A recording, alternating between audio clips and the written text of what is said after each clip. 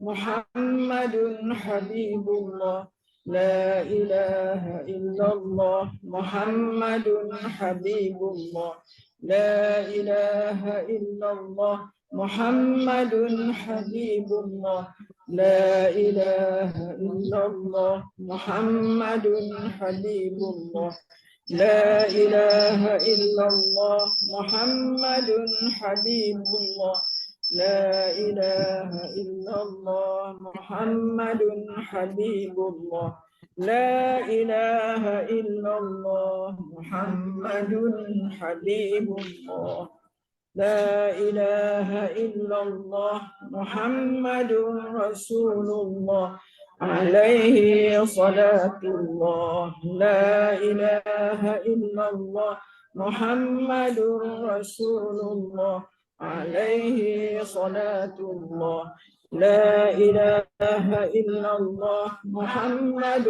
رسول الله عليه صلاة الله لا إله إلا الله محمد رسول الله عليه صلاة الله لا إله إلا الله محمد رسول الله عليه صلاة الله لا إله إلا الله محمد رسول الله عليه صلاة الله لا إله إلا الله محمد رسول الله عليه صلاة الله الله الله حق الله الله حق الله الله حق الله الله حق الله الله حق الله الله حق الله الله حق الله الله حق الله الله حق الله الله حق الله الله حق الله الله حي الله الله حي الله الله حي الله الله حي الله الله حي الله الله حي الله الله حي الله الله حي الله الله حي الله الله حي الله الله حي يا قيوم الله حي يا قيوم الله حي يا قيوم الله حي يا قيوم الله حي يا قيوم الله حي يا قيوم الله حي يا قيوم الله حي يا قيوم الله حي يا قيوم الله حي يا قيوم الله حي يا قيوم الله حي يا قيوم الله حي دائم اللهم صل على سيدنا محمد النبي الأمي وعلى آله وصحبه وسلم أسماء الحسنى يا عفو يا غفار يا تواب يا قدوس يا جليل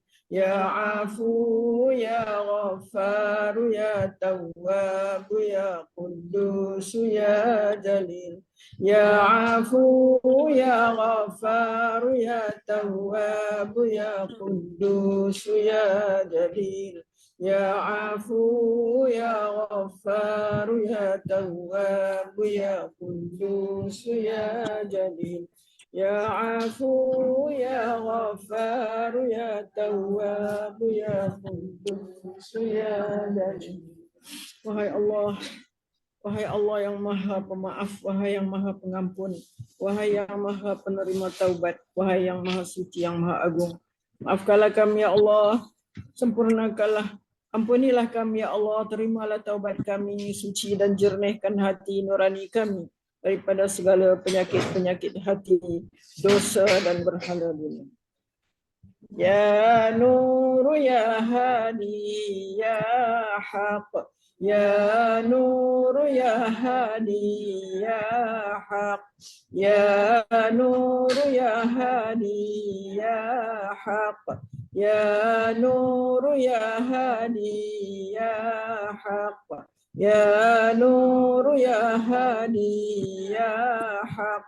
Wahai Allah yang Maha Pemilik, wahai Maha Pemberi cahaya, yang Maha Pemberi petunjuk, yang Maha benar, pancarkanlah cahaya petunjuk dan kebenaran serta ma'rifatmu ke dalam hati kami.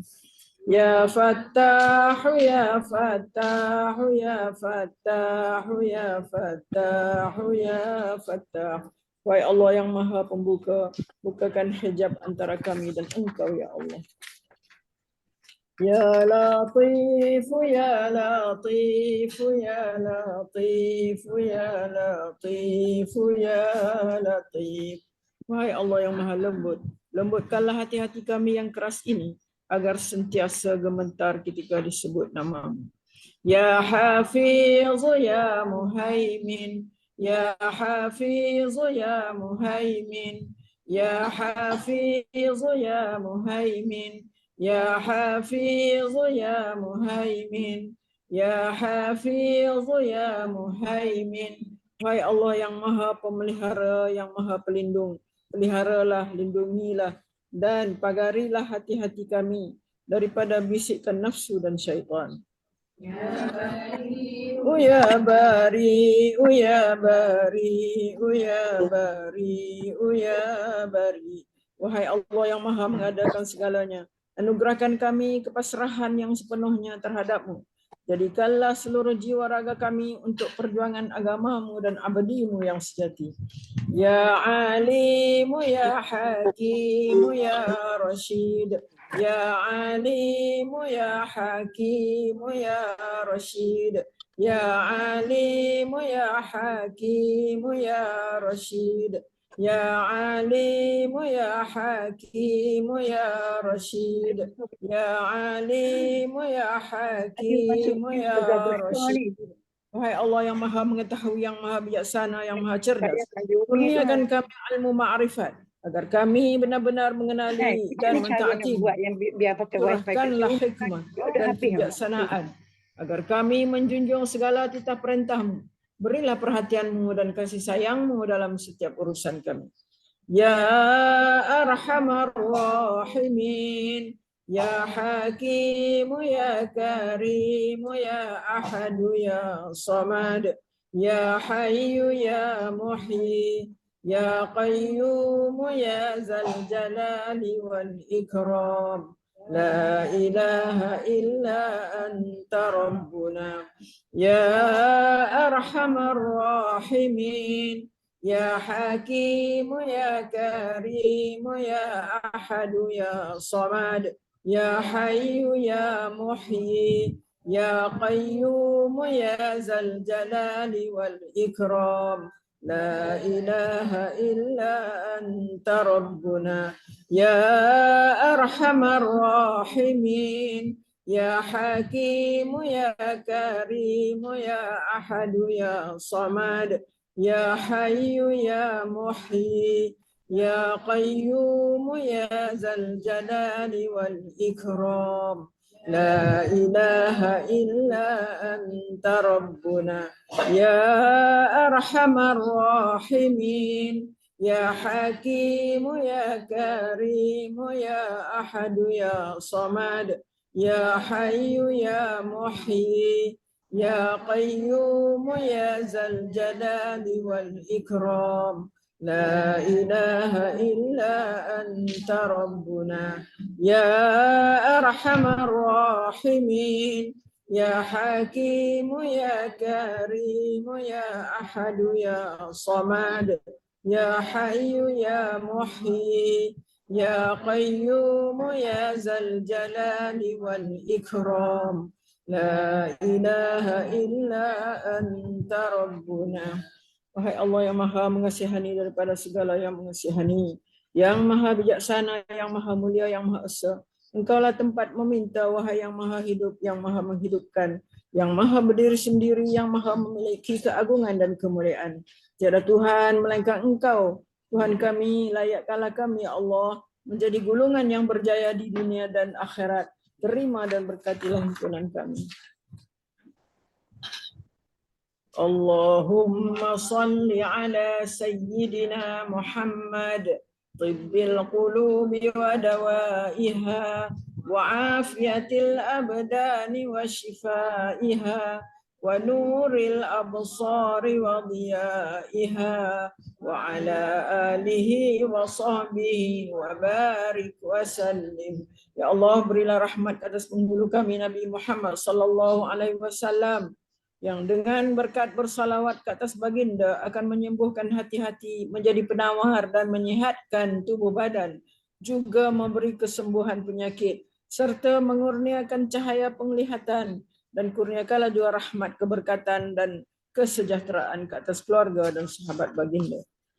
Allahumma anta rabbuna la ilaha illa anta khalaqtana ونحن عبادك ونحن على عهدك ووعدك ما استطعنا نعوذ بك من شر ما صنعنا نبوء لك بنعمتك علينا ونبوء لك بذنوبنا فاغفر لنا فإنه لا يغفر الذنوب إلا أنت. Ya Allah, Engkau Tuhan kami, tidak ada Tuhan melainkan Engkau. Engkaulah yang telah menjadikan kami dan kami adalah hamba-Mu, dan kami menurut di atas perintah dan perjanjian dengan-Mu sekadar keupayaan kami. Kami berlindung dengan-Mu daripada kejahatan dosa yang telah kami lakukan, dan kami mengaku dengan nikmat-Mu ke atas kami, dan kami mengaku dengan dosa-dosa yang telah kami lakukan. Maka ampunilah kami, ya Allah, maka sesungguhnya tiada siapa yang dapat mengampunkan segalanya melainkan Engkau, ya Allah. Allahumma tahhir qulubana minal nifaq wa a'malana minal riya wa alsinatana minal kadhib wa a'yunana minal khiyana innaka ta'lamu kha'inatal a'yuni wa ma tukhfis sudur. Ya Allah, sucikanlah hati-hati kami daripada nifaq, amalan-amalan kami daripada riya, lidah-lidah kami daripada berdusta, dan mata-mata kami daripada khianat. Sesungguhnya Engkau mengetahui mata-mata yang khianat dan apa yang tersembunyi di dalam dada. Allahumma rahmataka narju fala takilna ila anfusina tarfata ain wa aslih lana sya'nana kullah la ilaha illa anta. Ya Allah, hanya rahmat-Mu kami berharap mendapatkannya. Kerana itu janganlah Engkau biarkan diri kami walau sekelip mata tanpa pertolongan atau rahmat dari-Mu. Perbaikilah segala urusan kami, tiada Tuhan yang berhak disembah melainkan Engkau. Allahumma arinal haqqa haqqan warzuqna ittiba'ah wa arinal batila batilan warzuqna ijtinabah wa la taj'alhu multabisan 'alaina wa nadhillu waj'alna lil muttaqina imama. Ya Allah, perlihatkanlah kepada kami yang benar itu adalah benar, lalu bimbinglah kami untuk mengikutinya, dan perlihatkanlah kepada kami yang salah itu adalah salah, dan bimbinglah kami untuk menghindarinya. Janganlah dijadikan yang benar dan salah itu samar-samar bagi kami sehingga menyebabkan kami sesat, dan jadikanlah kami pemimpin bagi orang-orang yang bertakwa. Rabbana la tuzigh qulubana ba'da idh hadaitana wa hab lana min ladunka rahmah innaka antal wahhab. Wahai Tuhan kami, janganlah Engkau memesongkan hati kami sesudah Engkau beri petunjuk kepada kami, dan kurniakanlah kepada kami limpah rahmat dari sisi-Mu. Sesungguhnya Engkau jualah Tuhan yang melimpah-limpah pemberiannya. Allahumma innaka ta'lamu anna hadhihi al-qulub qad ijtama'at ala mahabbatik waltaqat ala ta'atik wa tawahhadat ala da'watik wa ta'ahadat ala nusrati syari'atik ووسق اللهم رابطتها وأدم ودها واهدها سبلها واملأها بنورك الذي لا يخبو واشرح صدورها بفيض الإيمان بك وجميل التوكل عليك وأحيها بمعرفتك وأمتها على الشهادة في سبيلك إنك نعم المولى ونعم النصير اللهم آمين وصل اللهم على سيدنا محمد وعلى آله وصحبه وسلم. Ya Allah, sesungguhnya Engkau mengetahui bahawa hati-hati ini telah berhimpun kerana mengasihi-Mu, bertemu untuk mematuhi perintah-Mu, bersatu memikul beban dakwah-Mu. Hati-hati ini telah mengikat janji setia untuk mendaulat dan menyokong syariat-Mu. Maka eratkanlah ya Allah akan ikatannya. Kekalkan kemesraan antara hati-hati ini. Tunjukkanlah kepada hati-hati ini akan jalannya yang sebenar. Penuhkanlah piala hati-hati ini dengan cahaya Rabbanimu yang tidak kunjung malap. Lapangkanlah hati-hati ini dengan limpahan keimanan dan keindahan tawakal kepadamu. Hidup suburkanlah hati-hati dengan makrifat pengetahuan sebenar tentangmu. Jika Engkau takdirkan kami mati, maka matikanlah pemilik hati-hati ini sebagai para syuhada dalam perjuangan agamamu. Sesungguhnya Engkau sebaik-baik sandaran dan sebaik-baik penolong. Ya Allah, perkenankanlah permintaan ini, ya Allah, restuilah dan sejahterakanlah junjungan Nabi Muhammad sallallahu alaihi wasallam, keluarga dan para sahabat baginda semuanya. Allahumma ighfir lana walil mu'minina wal mu'minat wal muslimina wal muslimat wa alif baina qulubina wa aslih dhata bainina wansurna ala aduwika wa aduwina. اللهم أعز الإسلام والمسلمين اللهم أذل الشرك والمشركين اللهم انصر إخواننا المسلمين في كل مكان وفي كل زمان وفي كل وقت اللهم إنا نجعلك في نحور أعدائنا ونعوذ بك من شرورهم اللهم بدل شملهم وفرق جمعهم وشتت كلمتهم وزلزل أقدامهم وسلط عليهم كلبا من كلابك يا قهار يا جبار يا منتقم يا الله يا الله يا الله اللهم يا منزل الكتاب ويا مجري السحاب ويا هازم الأحزاب اهزمهم اهزمهم اهزمهم وانصرنا عليهم. Ya Allah, ya Allah, ya Rahman, ya Rahim, ampunilah kami ya Allah. Ya Allah, ya Allah, ya Hayyu, ya Qayyum, ampunilah kami, kaum mukminin, mukminat, muslimin dan muslimat. Satukanlah hati-hati kami, perbaikilah hubungan antara kami, dan menangkanlah kami ke atas musuhmu dan musuh kami. Ya Allah, muliakanlah Islam dan orang Islam. Ya Allah, hinakan syirik dan mereka yang syirik. Ya Allah, bantulah saudara-saudara kami yang muslim di semua tempat, zaman dan masa. Ya Allah, kami letakkan kamu di batang leher musuh-musuh kami dan kami berlindung denganmu daripada kejahatan mereka. Ya Allah, hancurkanlah kumpulan mereka. Ya Allah, pecahkan pakatan mereka. Ya Allah, leburkan pendirian mereka. Ya Allah, musnahkan langkah mereka. Cengkamkan anjing-anjingmu kepada mereka. Ya Allah yang maha memaksa. Ya Allah yang maha perkasa. Ya Allah yang maha membalas. Ya Allah, ya Allah, ya Allah yang turunkan kitab, yang gerakkan awan, yang tewaskan tentera Ahzab. Kalahkanlah mereka ya Allah, kalahkan mereka dan kemenangan untuk kami. Wassallallahu ala sayyidina Muhammad wa ala alihi wa sahbihi ajma'in walhamdulillahi rabbil alamin. Taqabbalallahu minkum.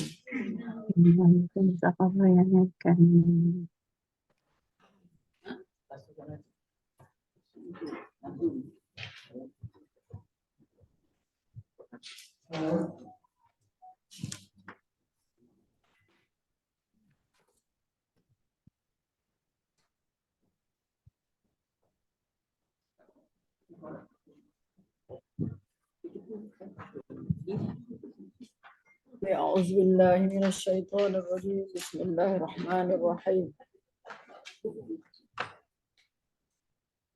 الحمد لله رب العالمين والصلاة والسلام على أشرف الأنبياء والمرسلين وعلى آله وصحبه أجمعين أما بعد.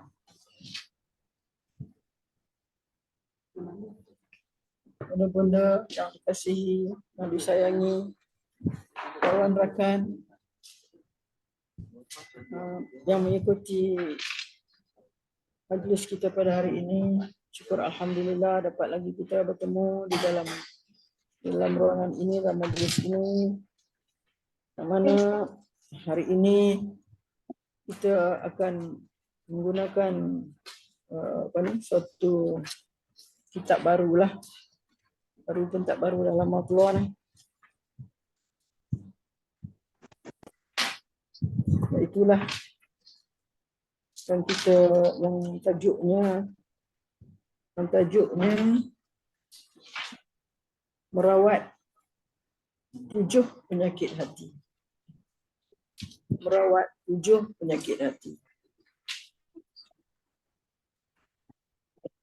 Sebenarnya buku ini dikeluarkan pada tahun 2011. Ya, 2011.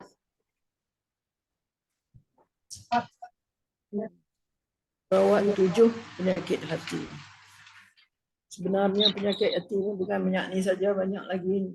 Tapi mungkin ini adalah penyakit-penyakit yang memang kita kata apa? Kadang-kadang macam tak boleh nak dipisahkan daripada, nak dihindarkan. Nak dihindarkan dari diri. Kita hindarkan penyakit-penyakit ni kan.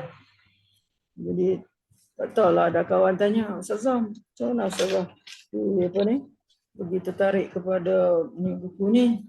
Saya kata itulah, saya duk rasa hati saya ni ada penyakit ni, hati saya pun banyak ni penyakit ni, saya nak baca.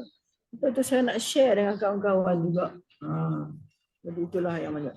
Walaupun saya rasa untuk kupasan pada buku ini bukan saya punya darjat lah. Bukan saya punya kedudukan yang boleh nak menghuraikan dengan sebaik-baiknya, yang boleh memuaskan hati semua. Sebab saya ni, ilmu saya pun kurang. Tapi saya nak juga, saya nak share dengan kawan-kawan.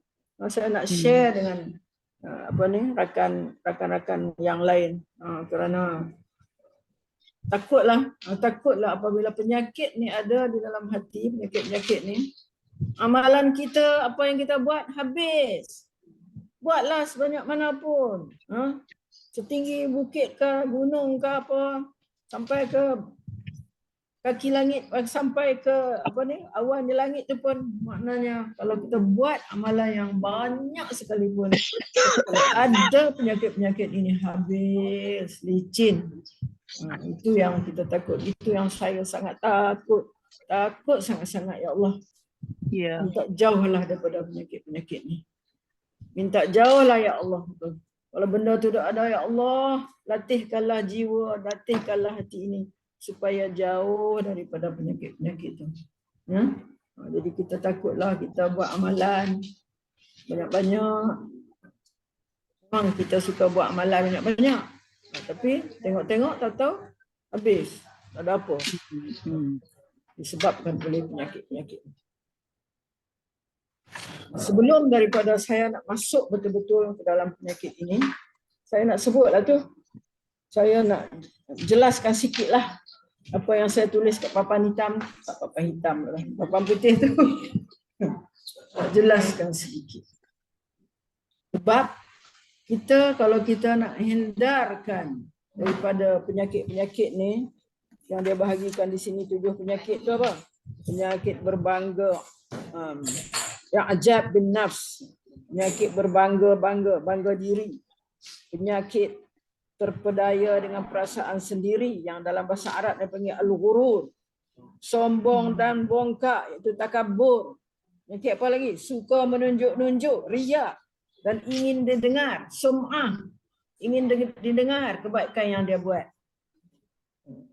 Dia riya, nunjuk-nunjuk. Itu penyakit dia. Buruk sangka, su'uzan dalam bahasa Arab kata. Bakhil, kikir. Asyuh. Kalau al-bakhil, al-bukhlu, mungkin kurang sikit pada syuh. Syuh ni lagi teruk. Kedukuk apa kot? Kedukuk macam tangkai jering. Kedukuk sangat-sangat. Macam mana kita nak ubat ni? dendam, hasad. 7 penyakit ni. Saya pun tak tahulah sama ada saya boleh menjelaskan ini semua dengan sebaik-baiknya saya minta tolonglah kepada kawan-kawan juga yang di sana, Ustazah Fauzia, Ustazah Cik Ja, supaya sebab kebanyakan dalam buku ni ada makna ayat Quran saja, dia tak letak ayat Quran itu, jadi terpaksa kita cari satu-satu ayat Quran tu, ayat Quran yang dimaksudkan itu. Itu sebaiknya kalau boleh ada bersama-sama benda-benda, ada bersama kawan-kawan di sana, Al-Quran juga. Sebab senang kita nak rujuk kepada ayat-ayat yang dimaksudkan di dalam ini.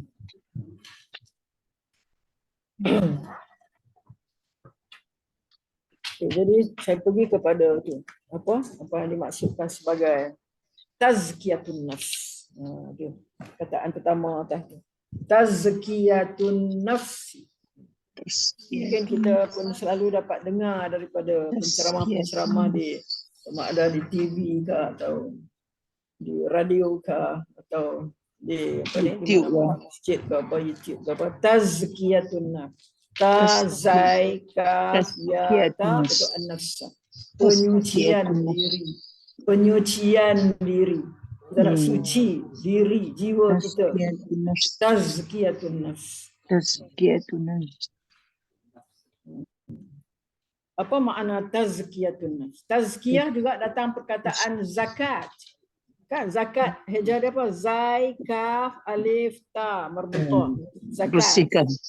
Ni tazkiyah. Mana rootnya daripada zakka yuzaki. Zakka, zai, kaf itu ada ya macam nama saya tu. Ya, tak ada titik. Ya tak ada titik tu. Pada zakka. Zakka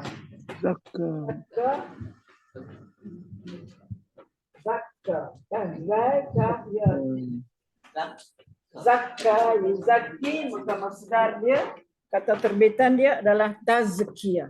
Tazkiyatun nafs. Kita perlu kepada tazkiyatun nafs.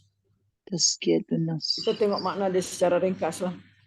Tazkiyatun nafs ialah mensucikan jiwa dan hati dari segala macam perbuatan syirik. Satu. Mensucikan jiwa dan hati dari segala macam perbuatan syirik. Atau menyengutukan sesuatu dengan Allah yang Maha Esa, dan juga segala bentuk kelakuan yang merupakan cabang dari syirik tersebut. Nah, kita nak sucikan diri kita ni daripada perbuatan syirik dan daripada segala bentuk kelakuan yang merupakan cabang dari syirik. Contohnya apa? Riak tu merupakan cabang dari syirik. Kita menunjuk-nunjuk masuk dalam cabang pada syirik. Dan banyak lagi lah di bawah tu.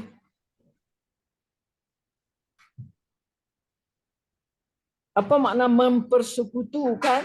Mempersekutukan artinya mempercayai bahawa ada sesuatu yang kedudukannya sama dengan Allah Subhanahu Wa Taala. Yang dipersekutukan itu berupa apa saja, seperti manusia, binatang.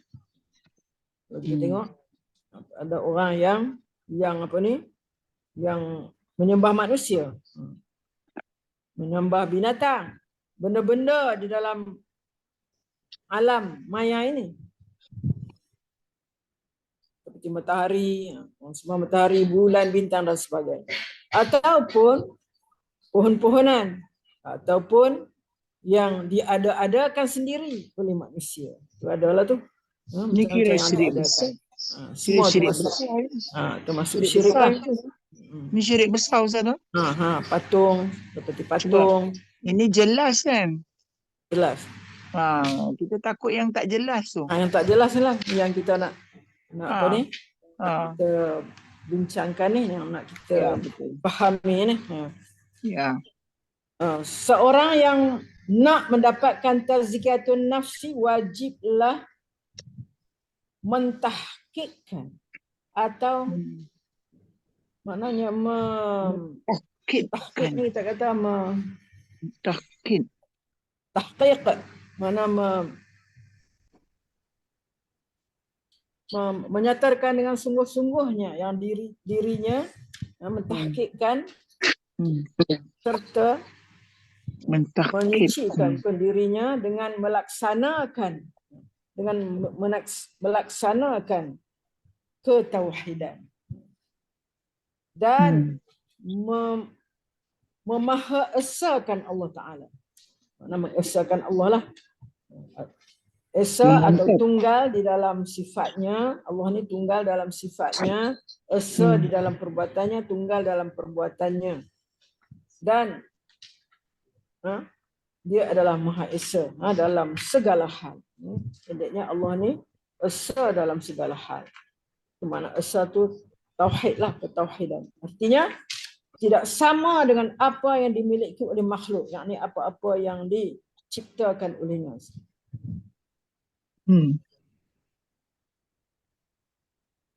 Selain itu, wajib pula bertauhid atau mengesakan Allah dalam hal apapun yang merupakan cabang-cabang dari ketauhidan itu. Kecuali wajib memantapkan ketauhidan tadi, juga wajib melaksanakan akhlak. Ini yang dimaksud ni. Wajib melaksanakan akhlak dan disesuaikan dengan asma atau nama-nama Allah yang lahir, yang luhur dan tinggi. Misalnya mempunyai budi pekerti yang berupa kasih sayang, gemar memberikan pertolongan, suka mewasiatkan dengan kebaikan, makna memesan, menasihatkan orang dengan kebaikan, nasihatkan orang lain, dan macam-macam lah lagi. Ini yang kita nak tekankan Islam ini. Macam Cik mengata tadi, kalau syirik yang jelas tu memang memanglah mungkin tidak termasuk dalam apa yang kita nak bincang. Tapi apa yang kita nak bincangkan ialah tentang apa yang ada kaitannya dengan akhlak. Budi pekerti kita di dalam seluruh kehidupan kita. Itu yang dinamakan sebagai tazkiyatun nafs. Tazkiyatun nafs.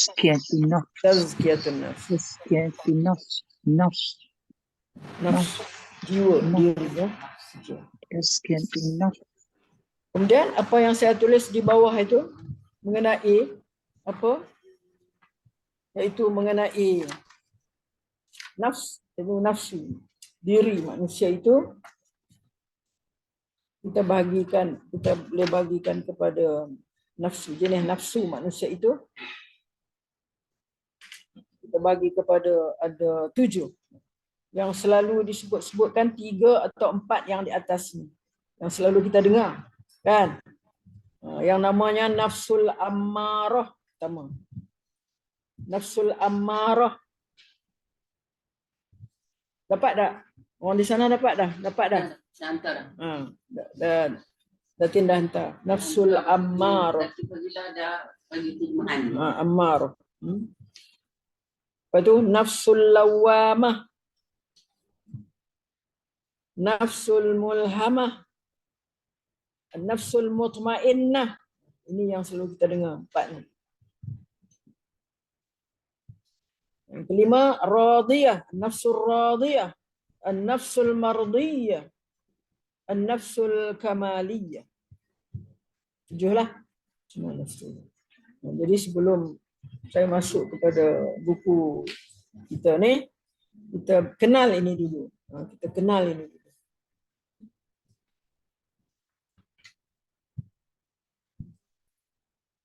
Manusia adalah sebaik-baik makhluk di atas muka bumi ini. Manusia dijadikan Allah SWT dengan pelbagai kelebihan dan keutamaan berbanding makhluk lain. Kejadian manusia yang sedemikian menjadikan kedudukannya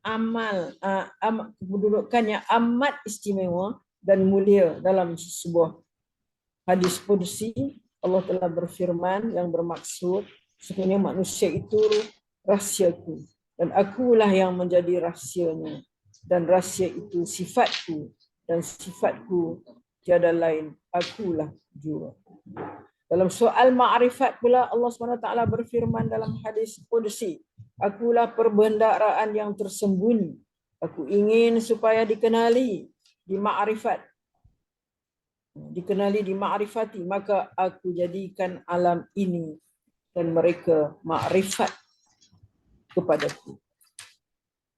Seperti mana disebut kalau dalam An-Tahir, ma'rifatullah lah. Ma'rifatullah. Kita nak kenal apa? Ialah nak kenal adanya Allah, iaitu wujudnya alam ini. Kemuliaan seorang hamba bergantung kepada sejauh mana taraf kemakrifatannya kepada Allah. Sekiranya kita berjaya mencapai tahap makrifat yang sebenar, kita akan menjadi sebaik-baik makhluk. Tapi jika kita gagal untuk mencapainya, maka jadilah kita serendah-rendah makhluk. Oleh itu, baik buruk manusia bergantung kepada tahap kesucian batin atau nafsunya. Nafsu ini mempunyai dua pengertian. Pertama, dia tak ada lagi dalam buku kita tu. Saya nak jelaskan ini dulu. Ke-7 ni. Pengertian nafsu. Suatu pengertian yang meliputi segala tabiat seperti marah, nafsu berahi, syahwah, serta semua yang keji seperti hasad, dengki, riak, dendam, sum'ah dan sebagainya. Ini meliputi segala tabiat. Itu satu pengertian nafsu. Nafsu juga terdapat pada binatang, tetapi tidak ada pada malaikat. Nafsu terdapat pada binatang, tapi tidak ada pada malaikat. Sabda Rasulullah SAW, sejahat-jahat musuh engkau ialah nafsu yang terletak di antara dua rusuk. Itu satu makna nafsu. Makna yang kedua adalah berkaitan kejadian, iaitu sesuatu yang batin, yang tidak dapat dilihat oleh mata kasar. Sebaliknya melibatkan soal kerohanian juga dengan makna nafsu. Itu sesuatu yang berkaitan dengan latifah rabbaniyah. Itu sesuatu yang batin yang tidak dapat dilihat dengan mata kasar. Sebaliknya melibatkan soal kerohanian. Jenis nafsu, ini yang kita nak tahu hari ini. Jenis nafsu. Fitrah kejadian manusia ialah adanya nafsu yang dibekalkan oleh Allah SWT. Dengan nafsu tersebut, martabat dan kedudukan manusia menjadi lebih tinggi berbanding makhluk lain. Tetapi dengan nafsu itu juga, kedudukan manusia boleh menjunam ke martabat yang paling hina, bahkan lebih rendah daripada haiwan. Jenis nafsu yang sering dihuraikan dan menjadi pegangan para ulama adalah, pertama, nafsu al-ammarah. Nafsu al-ammarah. Cuba sebut, nafsul ammarah. An-nafsul ammarah. Ammarah ni daripada perkataan alif, mim, ro. Amaro, apa makna amaro? Amaro, apa makna amaro? Amar, apa dia? Amar makna apa? Perintah, suruh kan? Amar. Ini nafsu yang sentiasa mengajak kepada keburukan. Nafsul ammarah. Nafsul ammarah. Kita akan huraikan nanti. Ada 7 ni. Satu nafsul ammarah. Kedua nafsul lawamah. Nafsul lawamah. Sabdu di dalam bahasa Arab. Kalau perkataan amara dia jadi ammar. Kalau perkataan lama yalumu dia jadi lawamah. Dia ada sabdu. Apa makna sabdu tu? Kalau ada di dalam verb ada sabdu tu, maksudnya dia membuat sesuatu tu dengan bersangatan. Makna sungguh-sungguh dia buat benda tu. Itu makna dia. Macam kita kata, saya selalu sebut, fa'ala. Fa'ala buat kan? Mana kita kata, fa'alul lima yurid. Allah tu dia buat apa yang dia nak. Mana dia sangat membuat. Mana perbuatan itu dilakukan mubalaghah.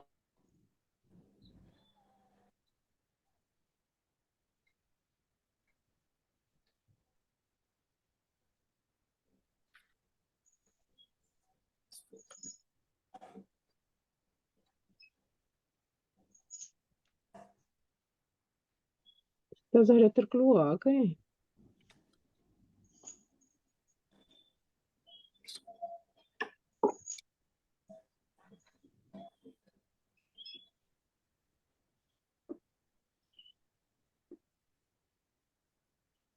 Tu Datin Azian. Datin Azian, Ustazah dah terkeluar lah. Terkeluar daripada Zoom. Datin Azian. Datin Azian, Ustazah dah keluar daripada Zoom. Dah tak ada dalam Zoom. Datin Azian, please. Dia tak dengar. Datin Azian. Saya call dia lah.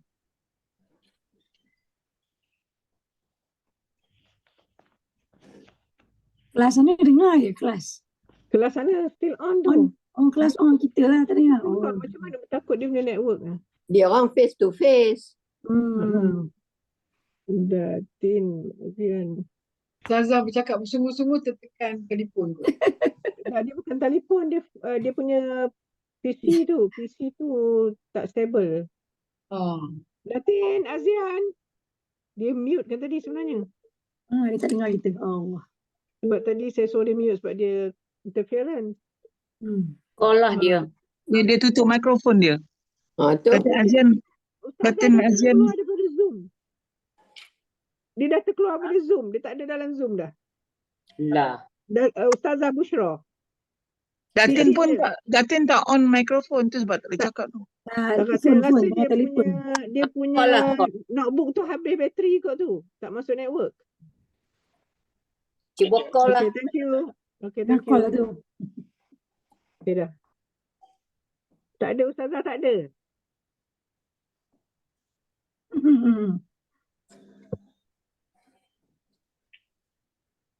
Bateri dia orang tak charge. Bihamdillahi ma fis samawati. Tu ada.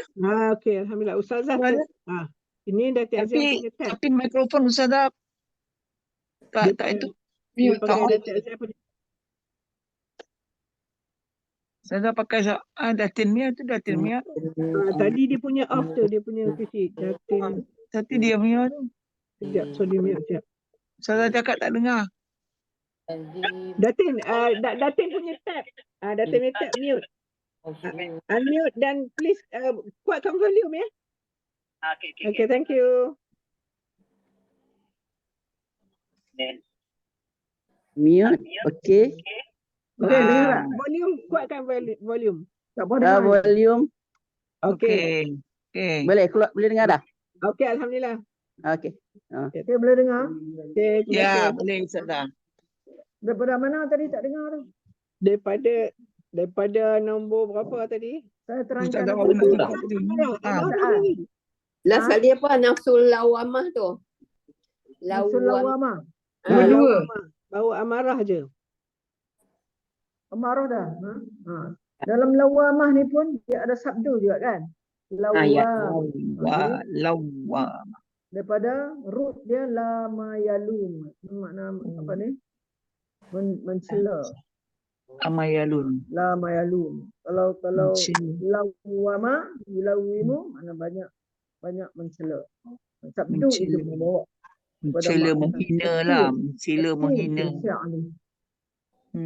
Okey. Yang ketiga mulhamah. Mulhamah. Kita akan terangkan apa maksud mulhamah. Dan yang keempat adalah mutmainnah. Ini yang selalu kita sebut.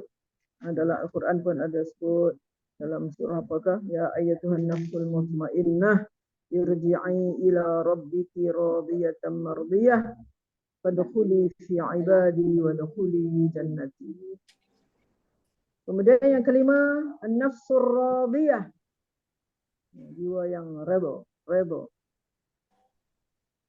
Yang keenam, an-nafsul mardiyah, Dia. yang diredai. Kalau radiyah tu dia redha. Kalau mardiyah tu diredai, mana diredai oleh Allah. Dua-dua Dan nama boleh yang pakai sekali Ustazah. ialah an-nafs Rodia kamilah pun ataupun boleh, Mardia pun boleh. kamaliyah Nama yang ni. sempurna. Ya. Rodia. Yang paling tinggilah daripada ke-7. Rodia. Yang selalu kita dengar 4 yang atas tu ataupun 3 pada yang atas tu, amarah, lawamah, mutmainnah. Mulhamah pun kita jarang dengar. Okey. Ini kita huraikan. 7 nafsu manusia. Pertama, an-nafsul ammarah. An-nafsul ammarah adalah martabat nafsu yang paling rendah dan kotor di sisi Allah. Nafsu yang paling rendah dan kotor di sisi Allah. Segala yang lahir darinya adalah tindakan kejahatan yang penuh dengan perlakuan mazmumah, yang penuh dengan perlakuan jahat dan buruk. Mazmumah itu maknanya jahat dan buruk, sikap yang jahat dan buruk, akhlak yang tak elok, yang jahat.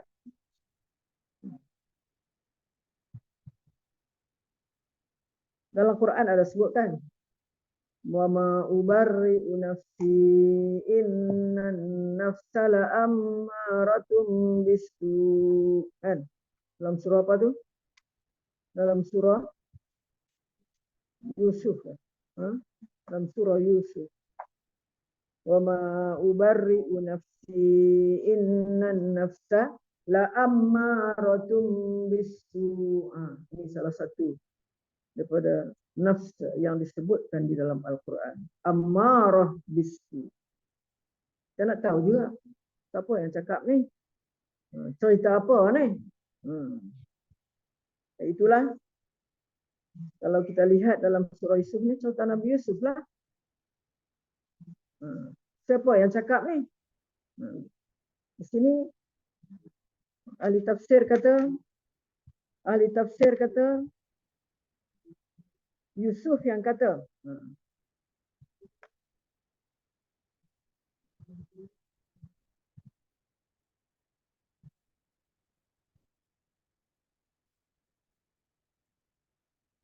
Dan ada pula yang kata Zulaikha yang kata.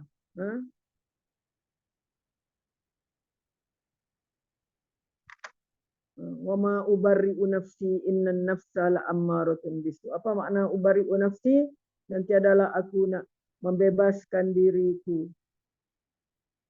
Kerana apa? Sesungguhnya nafsu manusia itu suka menyuruh kepada yang buruk. Suka menyuruh kepada yang buruk. Ammar, nafsu ammarah bisu'. Yakni di sini Yusuf mengatakan bahawa tiadalah aku mengaku bahawa diriku bersih dan terpelihara atau bebas daripada segala macam kecacatan. Ini adalah kata-kata merendah diri dan tawaduk kepada Allah Subhanahu wa taala. Kerana orang yang menyangka dan menganggap dirinya maksum, terpelihara daripada kesalahan dan bersih daripada kecacatan, sebenarnya anggapan itu adalah salah dan berdosa besar. Maka Yusuf mengatakan, Yusuf nak menafikan perasaan itu. Sebab tu dia kata, wa ma ubarri'u nafsi innan nafsa la'ammaratun bisu'. Kerana dalam nafsu mengandungi penarikan syahwah untuk mencari kelazatan jismani dan rohani dan mudah menerima godaan syaitan serta pujukannya. Nah, itulah nafsu ammarah. Ya.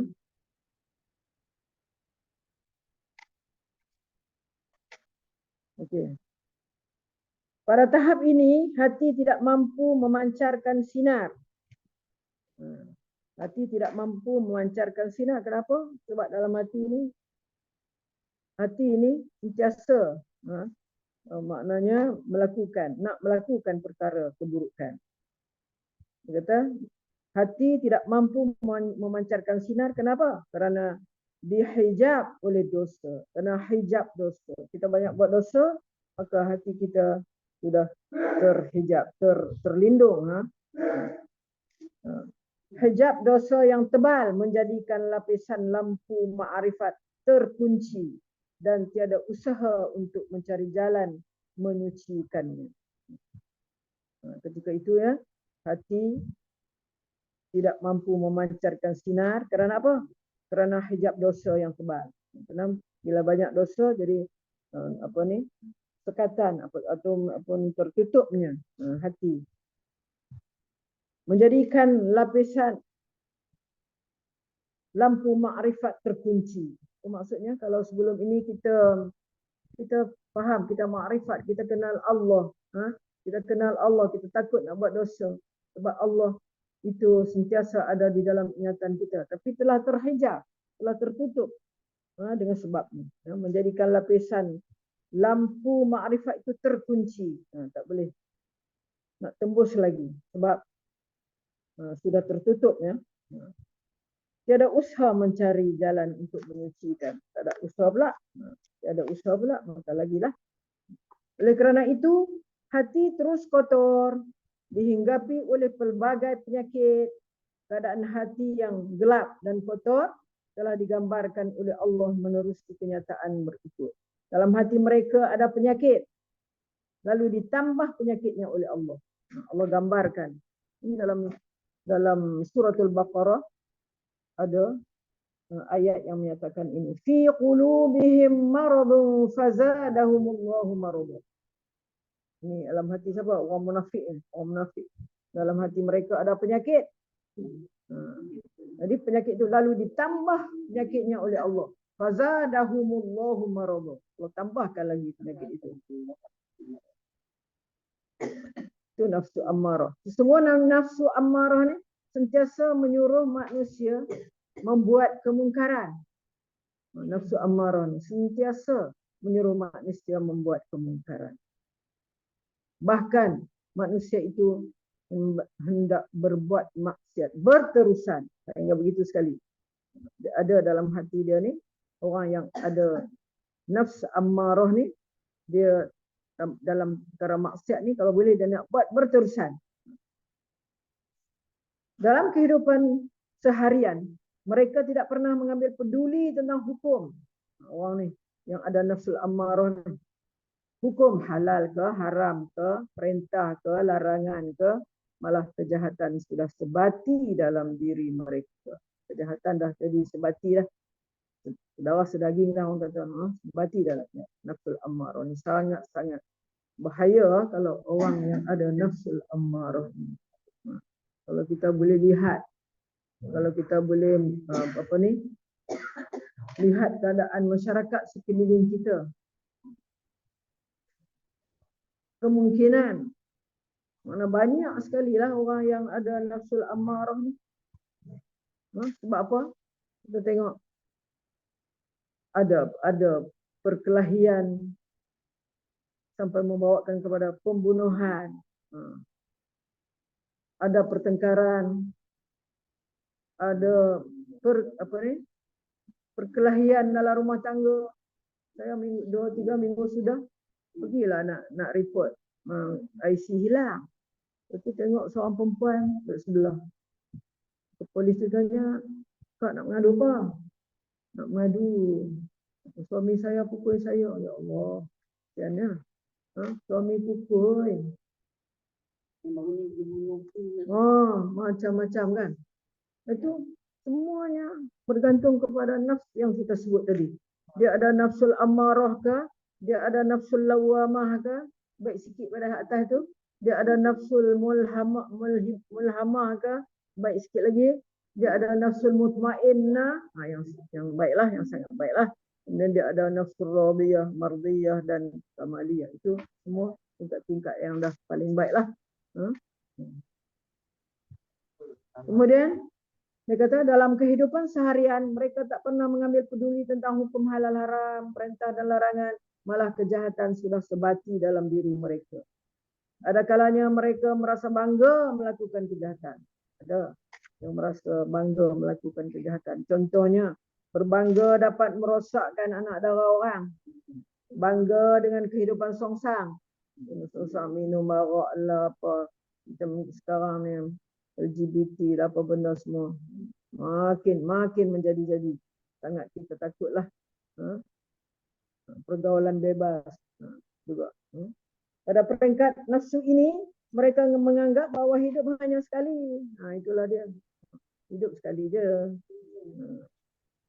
Mainlah kita enjoy, kan? Kalau orang muda lah, hidup sekali je. Waktu muda sepatutnya digunakan untuk berseronok sepuas-puasnya tanpa mengira batasan, malah mereka merasa puas apabila melakukan kejahatan. Itulah sebabnya golongan ini tidak dapat mengawal diri dari melakukan kejahatan. Hatinya telah dikunci oleh Allah, di mana mereka menjadikan hawa nafsu. Nafsu apa? Nafsu ammarah ini sebagai Tuhan. Tak dapat kawal lagi. Mereka telah disesatkan. Telah disesatkan oleh Allah kerana Allah mengetahui kejahatan hati mereka, lalu mengunci pendengaran telinga, batin, hati dan penglihatan mata mereka. Khatamallahu ala qulubihim. Allah kuncilah.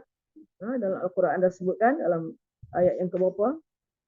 Khatamallahu ala qulubihim wa ala sam'ihim wa ala absarihim ghishawa. Allah dah kunci apa? Kunci hati mereka. Kunci pendengaran mereka. Kunci juga penglihatan mereka. Tutup penglihatan mereka yang tidak lagi dapat melihat kebaikan, kebenaran. Manusia pada peringkat nafsu amarah ini bergembira apabila menerima nikmat, seperti berduka cita dan mengeluh apabila ditimpa kesusahan. Memang banyaklah gitu. Banyakkan gitulah. Cuba tengok anak-anak muda kita.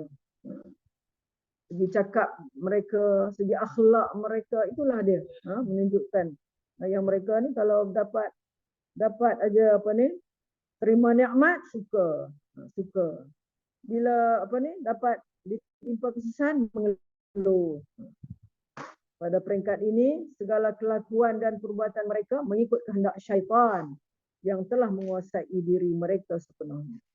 Mereka tidak boleh ditegur dan diberi nasihat, tidak takut kepada Allah dan hari pembalasan, serta tidak peduli dengan ancaman Allah yang berupa neraka Jahannam. Ada di antara orang ternama kita juga boleh mengatakan, apa salahnya anak muda nak murtad? Orang Islam yang kata, bukan orang kafir. Apa salahnya anak muda nak murtad? Biarlah. Negara ini kebebasan Itulah. Bunda kata dia belajar di mana? Tak tahu dia belajar di mana. Dia orang Islam. Pakai tudung lagi. Cakap macam tu. Apa salahnya anak muda nak murtad? Jadi maksudnya di bawah-bawah tu kita boleh, apa salahnya anak muda nak LGBT? Dia masuklah dalam tu. Apa salahnya? Dia bagilah kebebasan. Begitu orang Islam sendiri yang cakap. Sangat sedih. Sangat menyedihkan. Inilah dia dunia yang ada sekeliling kita, dunia akhir zaman ni. Sudah terbalik lah. Orang Islam sendiri yang mewar-warkan benda tu. Inilah sangat sedih lah. Apa akan berlaku kepada anak cucu kita nanti. Kita tak tahu apakah akan berlaku kepada anak cucu kita ni. Kalau generasi yang ada sekarang ni macam ni sikap mereka terhadap agama, kan. Bukan nak mempertahankan, seolah menggalakkan lagi. Mereka mengejek. Ni macam ni lah, mengejek lah ni. Mengejek, mencemooh, serta tidak akan berubah kecuali setelah diberi petunjuk oleh Allah SWT. Harap-haraplah yang bercakap begitu, Allah bagilah petunjuk kepada dia. Allah kembalikanlah dia kepada agama kita yang sebenarnya. Jika jiwa mereka kosong dan boleh dikatakan hubungan mereka dengan Allah tidak wujud, mereka menganggap kejayaan mereka adalah hasil titik peluh mereka sendiri. Itu dia. Itulah kalau jiwa mereka kosong. Tapi dengan usaha mereka bangga tu. Jadi dia akan masuklah dalam salah satu daripada sifat yang akan kita bincang di dalam buku merah ni kan. Bentuk dalam konteks penerimaan ilmu, orang yang mempunyai nafsul ammarah ni hanya mampu menerima ilmu di peringkat ilmu kalam, terutamanya yang mementingkan urusan dunia semata-mata. Yang mementingkan urusan dunia semata-mata. Pelajaran agama dan hari akhirat diabaikan dan mereka tidak akan mendapat peluang untuk menerima ilmu ghaib dan ilmu syahadah selagi hati mereka kotor dan tidak disucikan dengan zikrullah, tidak disucikan dengan kita sebut tadi tazkiyatun nafs yang diantaranya ialah zikrullah. Untuk membebaskan diri dari cengkaman nafsu ini, kita hendaklah mencari dan mendalami ilmu Rasulullah melalui tunjuk ajar ahli zikir, iaitu guru yang dapat memberi petua penyucian diri atau penyucian diri, tazkiyatun nafs. Kan kita dengar dalam YouTube ke apa, selalu diberi ingatan kepada kita, bacalah zikir ini, bacalah, amalkanlah zikir ini untuk kita dapat penyucian diri dan jiwa yang mempunyai pertalian dengan ajaran Rasulullah sallallahu alaihi wasallam.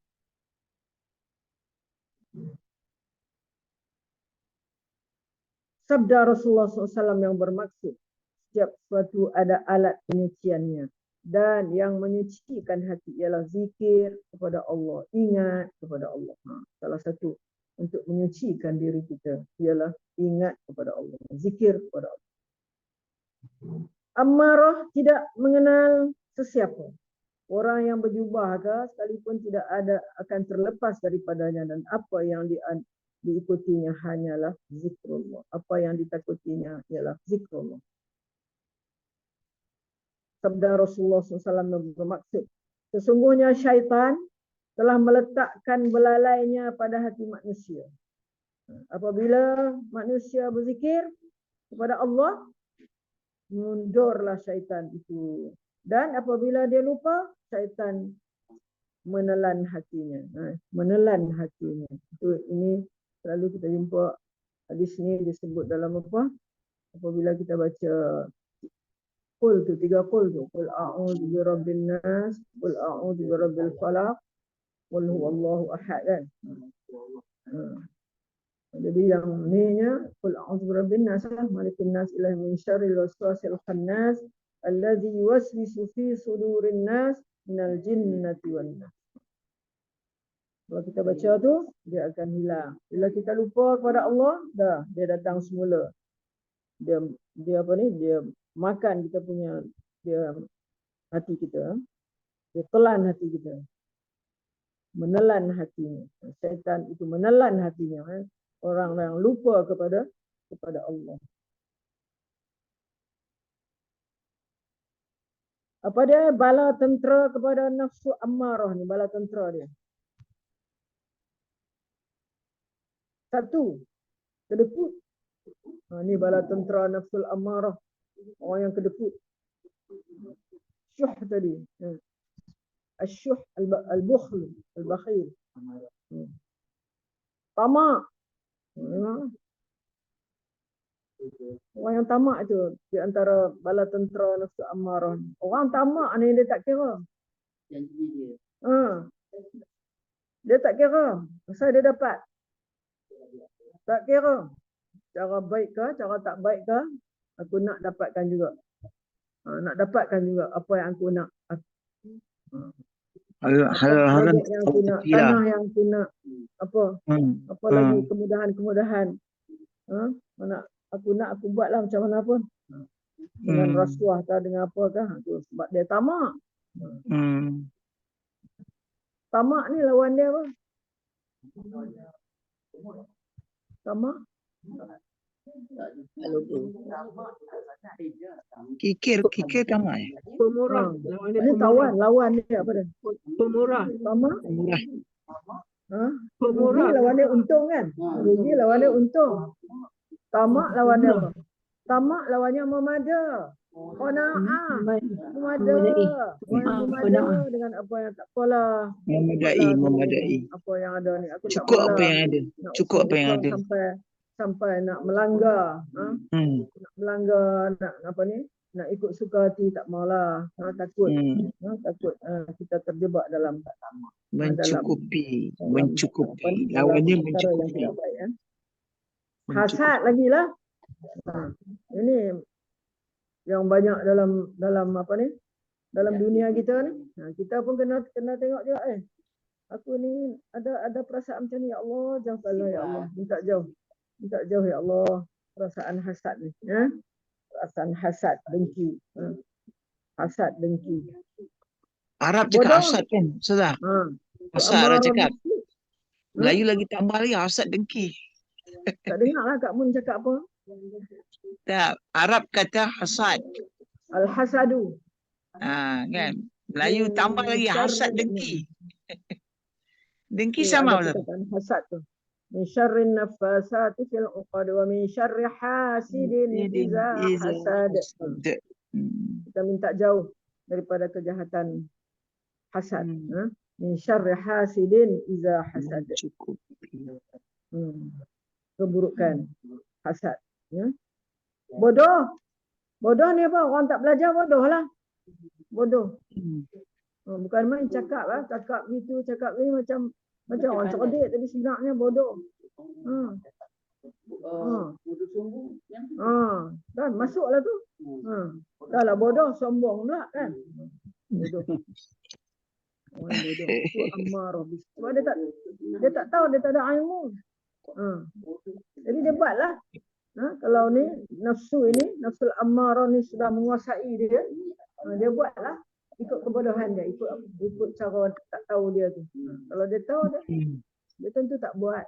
Kalau dia tahu benda ni tak elok, benda ni dosa, benda ni dosa besar ke apa, tentu dia tak buat. Tapi sebab dia bodoh, dia tak tahu, dia tak belajar. Takabur lagi lah. Takabur. Siapa yang boleh lawan aku? Tak ada siapa yang boleh lawan aku. Takabur.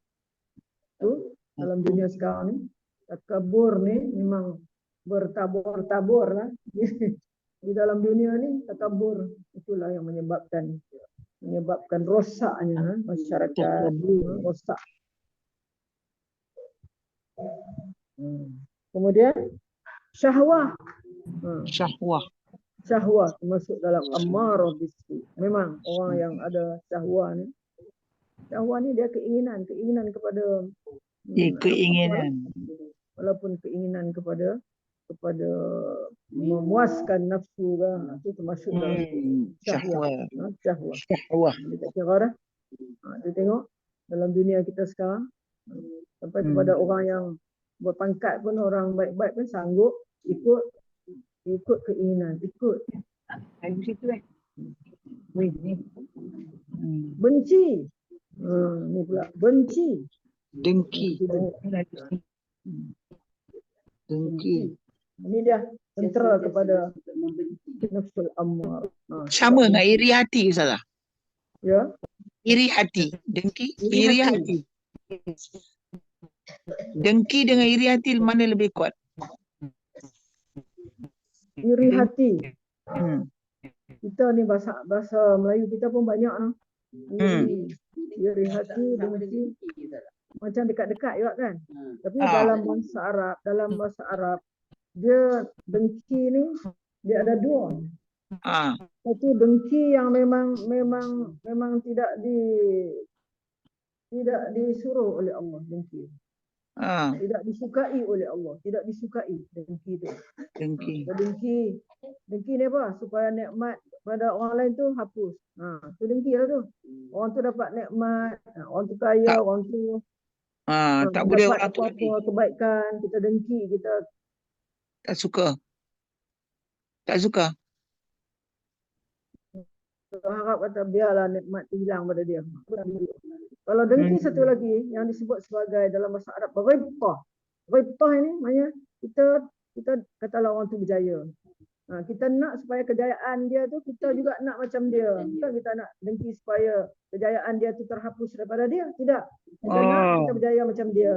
Itu yang sangat digalakkan oleh agama kita. Ghibtah. Itu namanya ghin ba ta marbutah. Ghibtah. Ghin ba ta marbutah.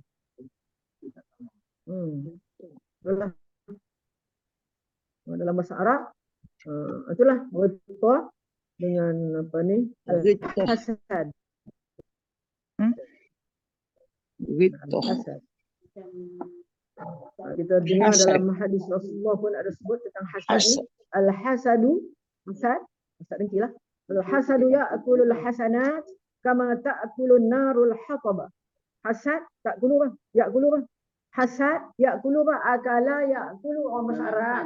Ambil Rasul. Hasad tu memakan al-hasanat. Dia makan segala kebaikan. Seperti kama ta'kulun narul hataba. Seperti mana api memakan kayu api. Tengok api makan kayu api tu mula-mula besar kan, elok kan. Bila dah jadi abu, last-last tak ada apa. Jadi itulah. Kalau ada sifat-sifat ni yang kita akan belajar dalam ni. Mana habis kebaikan yang kita buat habis hapus. Tak ada apa satu.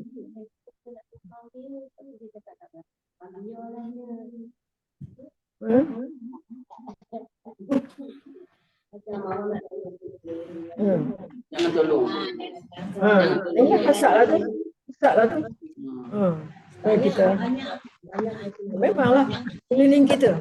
Keliling kita. Saya tertanam di hati. Kita berusaha lah.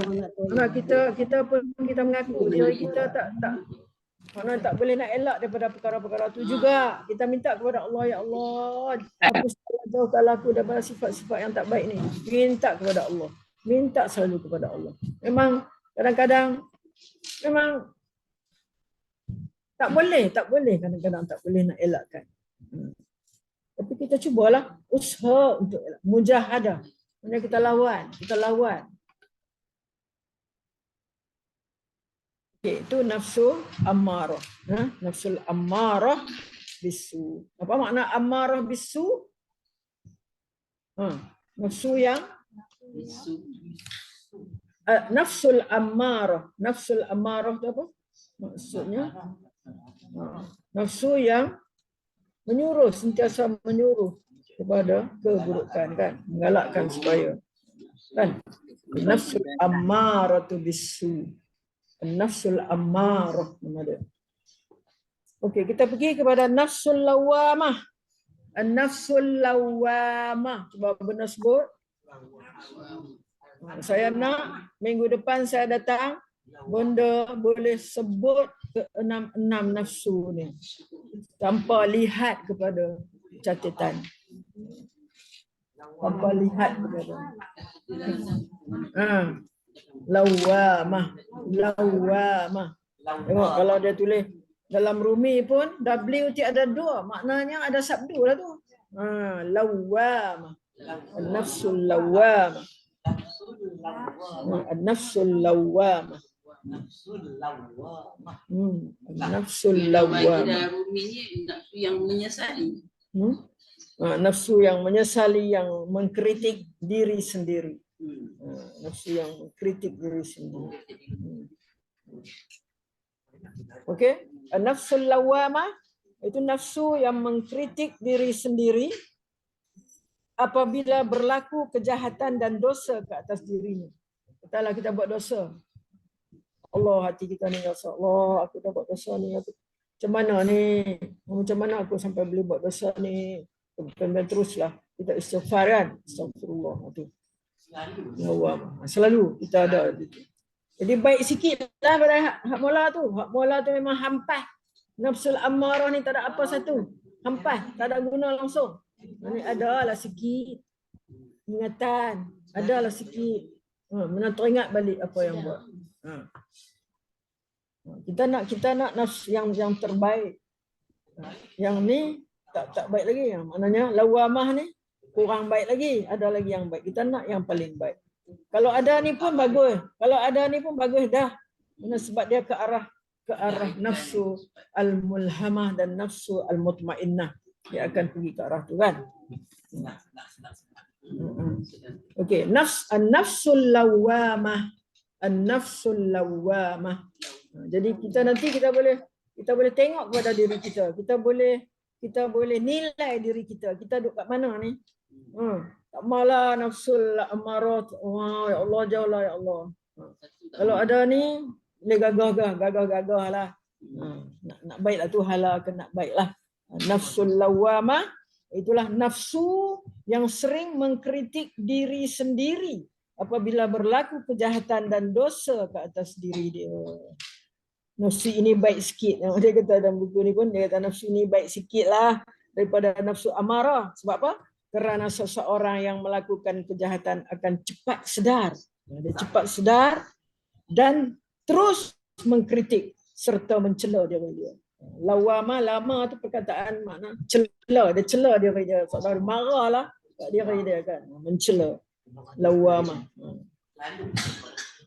Itulah. Awak ni aku jadi macam ni. Dia kata gitulah. Awak aku ni jadi macam ni. Teruk dah aku ni. Itulah astagfirullah. Ada sesuatu kita buat tak betul. Kalau Allah bagi kita rasa ada bagian kita istighfar. Ya. Ya, kita sedar dulu. Jadi, okey, kita tengok. Perasaan ini timbul daripada mana? Daripada dalam hati seseorang. Apabila dia melakukan dosa, secara tidak langsung akan terbit suatu bisikan dari lubuk hatinya. Lawamah ni. Lawamah ni. Maknanya, minggu depan boleh contoh kat saya ni. Nafsul amarah tu apa benda? Nafsul lawamah tu apa benda? Som tanya. Jadi? Som tanya Ustazah pakai kitab mana? Pada? Yang baca ni. Yang kitab ni. Rujukkanlah saya. Satu saya rujuk kepada ni Kak Som, pada buku rusak ni. Saya rasa saya menerukkan diri saya lah. Kan? Ustazah baca kitab mana? Ni. Datin Fadilah kata kitab dia sendiri. Itu aja. Cuma saya nak Kak Som, saya nak memperkenalkan tentang nafs dia ni sebelum saya masuk sini. Sebab ini melibatkan dengan nafsu ni semua ni. Yang ni. 7 benda ni akan melibatkan nafsu ni lah semua ni yang saya sebut ni.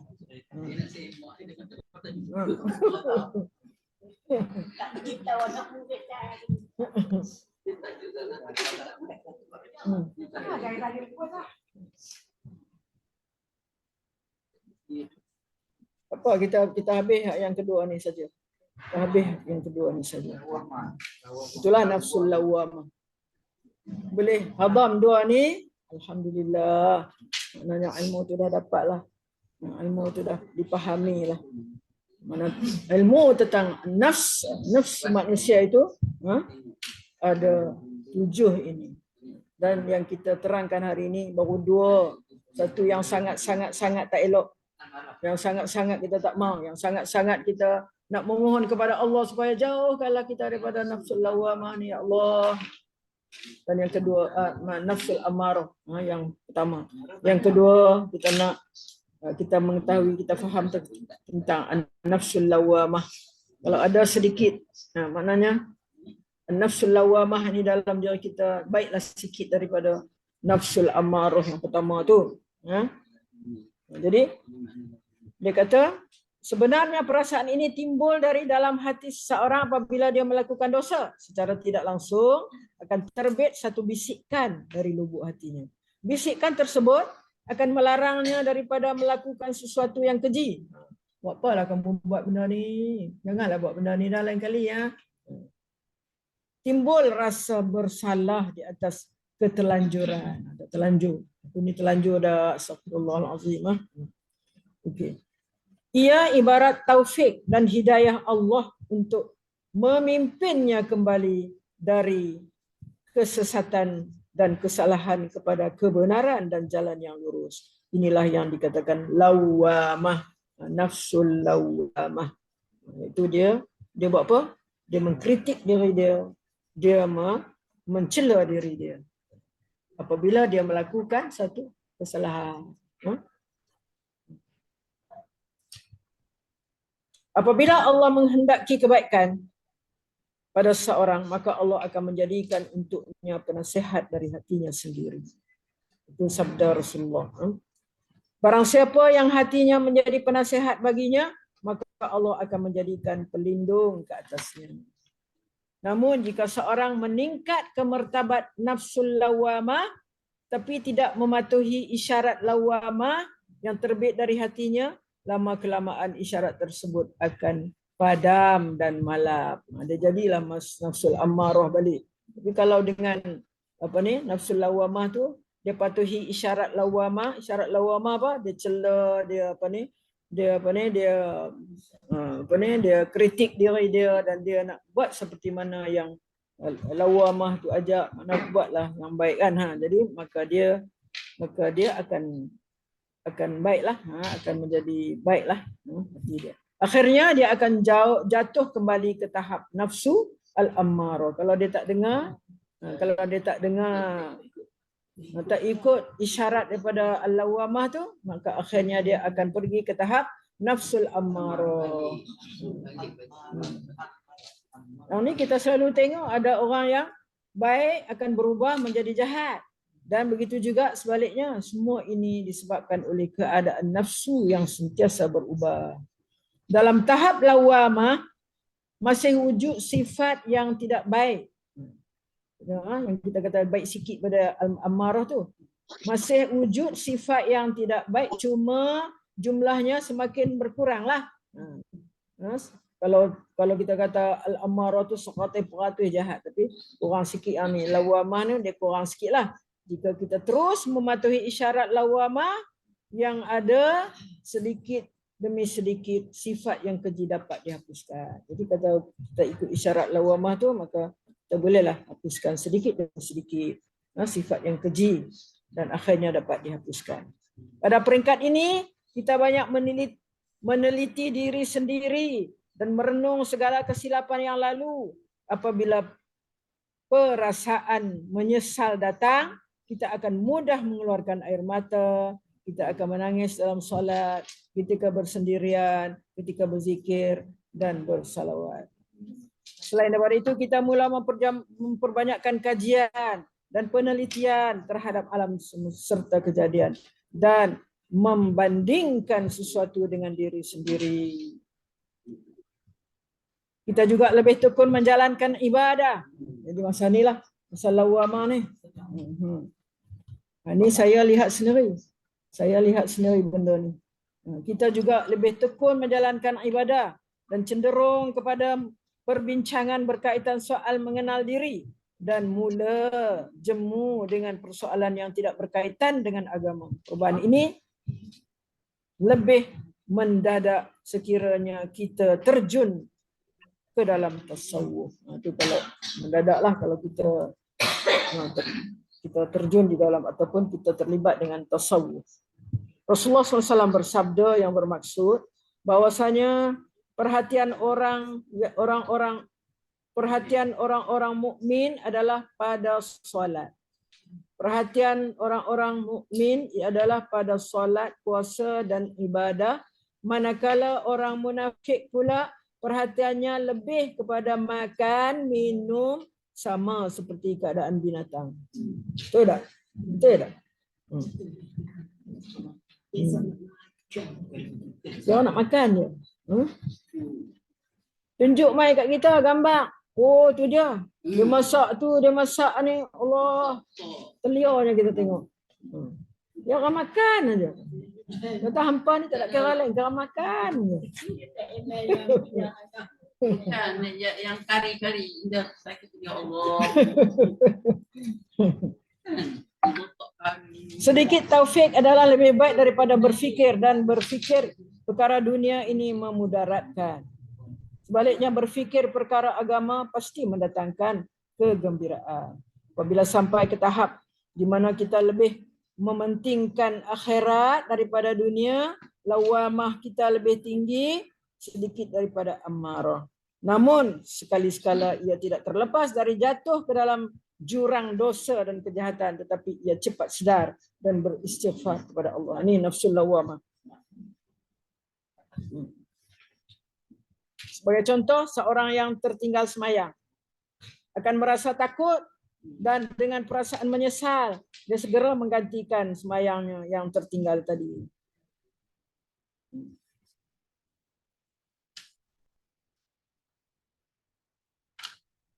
Okey, antara bala tentera nafsu lawamah, tadi kita tahu bala tentera nafsu apa? Nafsul amarah kan? Nafsul lawamah ni mencela diri sendiri. Bertafakur dan berfikir. Dia fikir, dia buat salah tu dia fikir. Dia buat salah, dia cela diri dia. Kemudian membuat kebajikan kerana riak. Dia buat kewajipan tapi dia riak, nak menunjuk-nunjuk. Masih lagi ada yang tak elok tu. Kagum pada diri sendiri, ujub. Ujub. Mendapat sesuatu agar dipuji. Membuat sesuatu agar dipuji. Masih tu. Kita buat sesuatu, ada benda yang supaya dipuji. Itu masih ada lagi tu. Masih ada lagi sikap yang tak baik tu. Keenam, ta'ajub pada diri sendiri. Ujub lah, ta'ajub pada diri sendiri. Siapa yang merasa sifat tersebut ada di dalam dirinya, dia masih berada dalam tahap nafsu lawamah. Kalau ada tentera tadi tu, tentera kepada nafsu lawamah ni. Kalau ada, masih ada tu maknanya dia dia masih berada dalam tahap nafsu lawamah dan sifat tersebut terdapat pada kebanyakan orang. Oleh itu, kita harus memperbanyakkan zikir. Cara dia apa? Banyak zikir. Menyucikan sisa-sisa karat dalam hati. Itu tazkiyatun nafsu. Sucikan sisa-sisa karat dalam hati. Zikir pada peringkat nafsu ini masih di bibir. Zikir ni masih di bibir, tak sampai ke hati kecil lagi. Tetapi kadang-kadang ia mula meresap. Kadang-kadang mula meresap masuk ke lubuk hati. Walaupun dalam keadaan yang tidak istiqamah. Tak istiqamah lagi. Maknanya tak berapa baik lagi lah, tapi buat juga. Tahap kita tahun ni kot. Tak maulah ya Allah. Nak lebih lagi elok kan. Kita akan tengok yang ketiga nanti ya. Okey.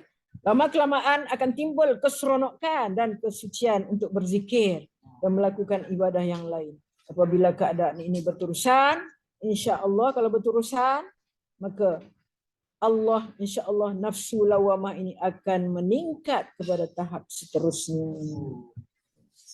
Tahap seterusnya ialah al-mulhamah lah. Al-mulhamah. Okey.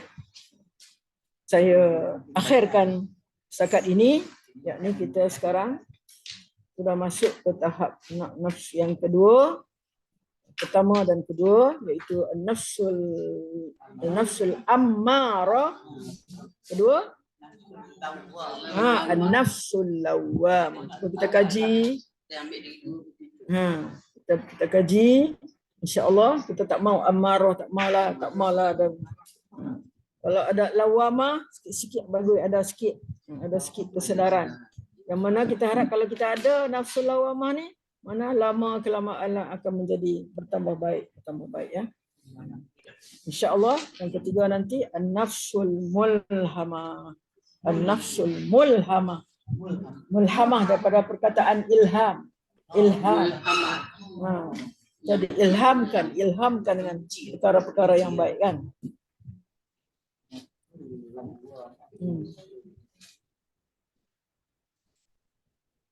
Jadi dalam mulhamah ni kita buat amal pun kita tekun. Kita dah mula tekun dah, kita buat sungguh-sungguh kan. Insya-Allah kita akan huraikan nafsul mulhamah, itu sampai kepada nafsul mutmainnah, kemudian sampai kepada an-nafsu ar-radiyah, al-mardiyah, yang last sekali al-kamaliyah. Kamaliyah, sempurnalah. Kamilah ataupun kamaliyah. Ya. Marhamah makna kasih sayang lah, marhamah. Rahimah daripada rahim.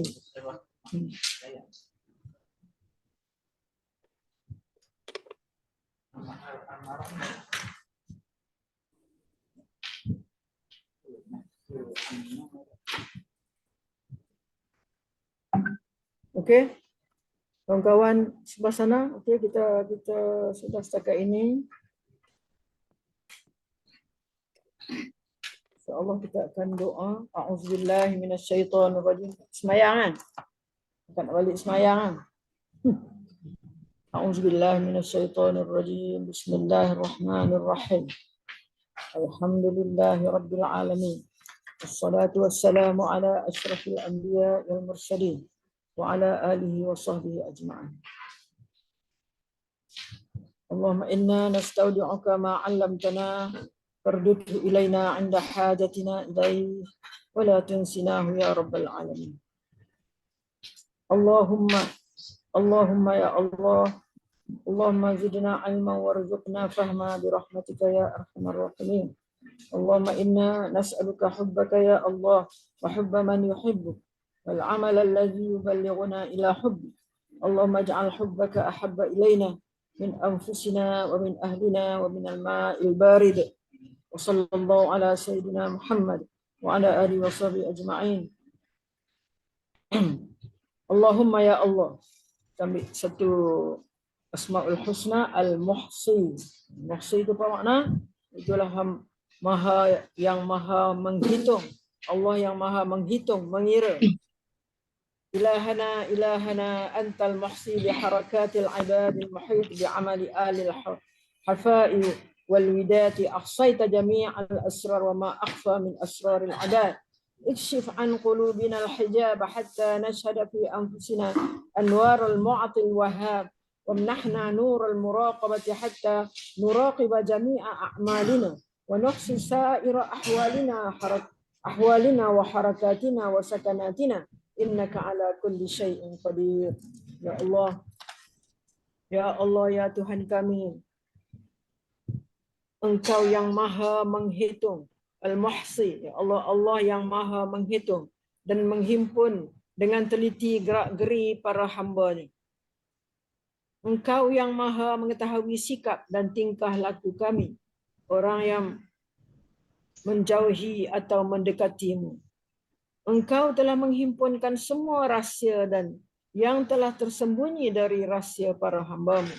Ya Allah, singkapkan tabir yang menyelubungi hati kami, agar kami dapat menyaksikan di dalam diri kami cahaya anugerah-Mu.